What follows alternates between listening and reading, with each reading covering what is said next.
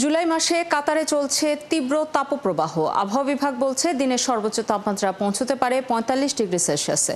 এমন পরিস্থিতিতে বিপাকে পড়তে হয় খোলা আকাশের নিচে কাজ করা প্রবাসী শ্রমিকদের।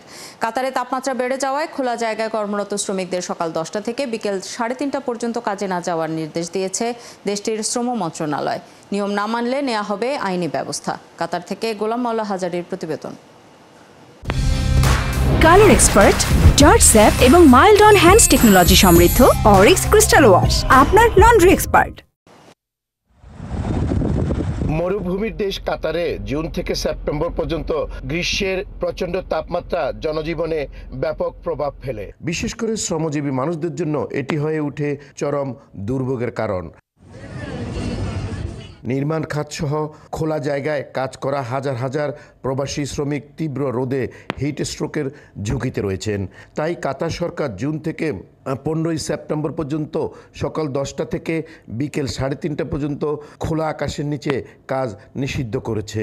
আইন ভঙ্গ করলে রয়েছে জরিমানা ও শাস্তির ব্যবস্থা। এখানে সরকার বিধিনিষেধ দিয়েছে যে সকাল 10টা থেকে কাজ করা যাবে না গরমের জন্য। কাতারে অনেক গরম পড়েছে, এখানকার সরকার অনেক বিধিনিষেধ দিয়েছে, সেগুলো আমরা মেনে চলার চেষ্টা করতেছি। তীব্র গরমের শ্রমিকদের স্বাস্থ্য ঝুঁকি ও সরকারি বিধিনিষেধের কারণে সকালে বিকেলের পাশাপাশি শ্রমিকদের রাতেও কাজ করাচ্ছে স্থানীয় নিয়োগকর্তারা। সরকার যে বিধিনিষেধ দিয়েছে সেটা ফলো করে আমরা রাতের বেলা ডিউটি করাচ্ছি, কারণ সবাইকে আমরা রাতের জন্য রেডি থাকতে বলছি সবসময়। কাতারে অনেক বাংলাদেশি তরুণ কাজ করছে ফুড ডেলিভারি প্রতিষ্ঠানে। এদের অধিকাংশই বাইক রাইডার। তীব্র রোদে বাইক রাইডারদের ও কাজের সময় নির্ধারণ করে দিয়েছে কাতার সরকার।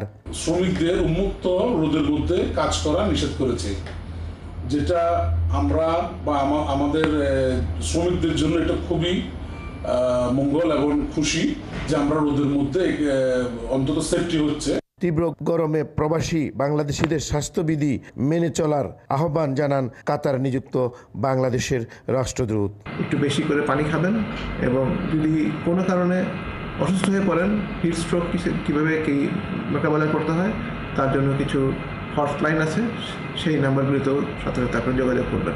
এই গরমে কাতারে অবস্থানরত সকল বাংলাদেশি প্রবাসীদেরকে বেশি করে পানি পান করা এবং বেশিক্ষণ রৌদ্রে থাকা থেকে বিরত থাকার জন্য পরামর্শ দিয়েছেন এখানকার স্বাস্থ্য মন্ত্রণালয়। গোলাম মাওলা হাজারী, ৭১, দোহা, কাতার।